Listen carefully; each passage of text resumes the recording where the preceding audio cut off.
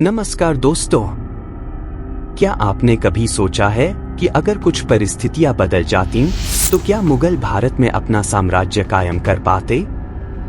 भारत के इतिहास में कई ऐसे महान सम्राट हुए थे जिनके साम्राज्य इतने मजबूत थे कि अगर मुगल कभी उनका सामना करते तो शायद उनका साम्राज्य कभी भी भारत में स्थापित नहीं हो पाता। हम बात कर रहे हैं हर्षवर्धन, राजेंद्र चोल और सम्राट अशोक जैसी ताकतवर शख्सियतों की, जिनकी शक्ति मुगल साम्राज्य के लिए एक बड़ी चुनौती होती। आज हम जानेंगे कि वो कौन सी घटनाएं हुईं जिनके कारण मुगल साम्राज्य भारत में स्थापित हुआ। तो चलिए वीडियो शुरू करते हैं। सबसे पहले बात करते हैं हर्षवर्धन की, जो 7वीं सदी के महान सम्राट थे। हर्षवर्धन ने उत्तर भारत में अपना साम्राज्य फैलाया और कंग से लेकर बंगाल तक अपने राज्य का विस्तार किया। उनके समय में भारत में एकता और शांति थी और उनकी शक्ति इतनी प्रभावशाली थी कि अगर मुगल साम्राज्य उस समय भारत में आता तो उन्हें हर्षवर्धन के साम्राज्य से सीधी टक्कर मिलती। अगर हर्षवर्धन का साम्राज्य इतना शक्तिशाली और संपूर्ण रहता तो शायद मुगल कभी भारत में राज नहीं कर पाते। अब बात करते हैं राजेंद्र चोल की, जो दक्षिण भारत के सबसे शक्तिशाली सम्राटों में से एक थे। चोल साम्राज्य के शाही साम्राज्य ने दक्षिणी भारत के साथ साथ दक्षिण पूर्व एशिया में भी अपनी शक्ति का विस्तार किया। उनका साम्राज्य इतना ताकतवर था कि अगर मुगल साम्राज्य को राजेंद्र चोल के साम्राज्य से मुकाबला करना पड़ता तो शायद उन्हें दक्षिण भारत में अपने पैर जमा पाना बहुत मुश्किल होता। राजेंद्र चोल की सेना और उनकी समुद्री ताकत ने उनका साम्राज्य अजेय बना दिया था। फिर आता है सम्राट अशोक, जो मौर्य साम्राज्य के सबसे महान सम्राट थे।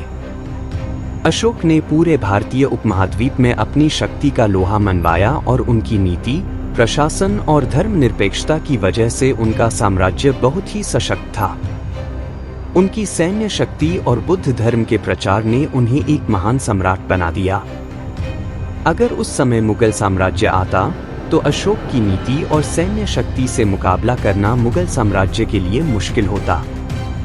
आइए अब बात करते हैं पहली पानीपत की लड़ाई की। साल था 1526 और बाबर, जो कि मुगल साम्राज्य का संस्थापक था, ने दिल्ली के सुल्तान इब्राहिम लोदी को हराया। इस युद्ध में बाबर की छोटी सी सेना ने लोदी की विशाल सेना को पराजित किया। अगर बाबर को इस युद्ध में जीत नहीं मिलती तो क्या होता? शायद हम आज मुगल साम्राज्य की चर्चा नहीं कर रहे होते, क्योंकि बाबर के बिना मुगल साम्राज्य भारत में कभी स्थापित ही नहीं हो पाता। लेकिन बाबर की जीत सिर्फ सेना की संख्या पर निर्भर नहीं थी, बल्कि उसकी सैन्य रणनीति और खूबसूरती से चुनी गई भूमि युद्ध के कारण भी थी। बाबर की युद्ध नीतियां और तीरंदाजी की ताकत ने उसे एक निर्णायक बढ़त दिलाई।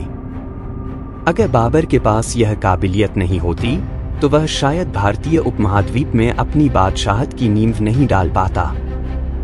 दूसरी महत्वपूर्ण बात यह है कि जब मुगल साम्राज्य स्थापित हुआ तो भारतीय उपमहाद्वीप में कई मजबूत स्थानीय राजवंश थे। लेकिन समय के साथ ये राजवंश कमजोर हुए और राजपूत की शक्ति धीरे धीरे कम हो रही थी। अगर इन राजवंशों की ताकत बरकरार रहती और एकजुट होकर मुगल साम्राज्य के खिलाफ लड़े होते तो शायद मुगल शासक भारत में अपनी सत्ता नहीं कायम कर पाते। आइए बात करते हैं अकबर की। अकबर ने अपनी शासन नीति में एक अद्भुत कूटनीति अपनाई थी। उसने राजपूतों से संधि की, जिससे साम्राज्य को मजबूती मिली।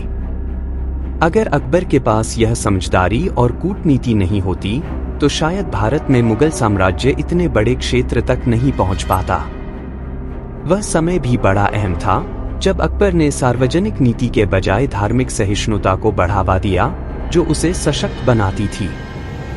लेकिन फिर भी मुगल साम्राज्य ने कई आंतरिक विद्रोहों और चुनौतियों का सामना किया। मराठा साम्राज्य का उदय, राजपूत विद्रोह और बाद में दक्कनी राज्यों से संघर्ष, ये सब मुगल साम्राज्य के लिए संकट बन गए थे। अगर ये सभी विद्रोह सफल हो जाते तो मुगल साम्राज्य का विस्तार रुक सकता था और शायद साम्राज्य अधिक समय तक टिका नहीं रहता। तो दोस्तों, अब आप समझ ही गए होंगे कि वो कौन सी घटनाएं थीं जिनके कारण मुगल साम्राज्य भारत में स्थापित हो सका। अगर इनमें से कोई एक भी घटना नहीं घटती तो शायद मुगल भारत में कभी भी अपनी बादशाहत नहीं स्थापित कर पाते। अगर आपको यह वीडियो पसंद आया हो तो लाइक और सब्सक्राइब जरूर करें और अपने दोस्तों के साथ शेयर करें। हम फिर मिलेंगे एक नई और दिलचस्प कहानी के साथ। धन्यवाद।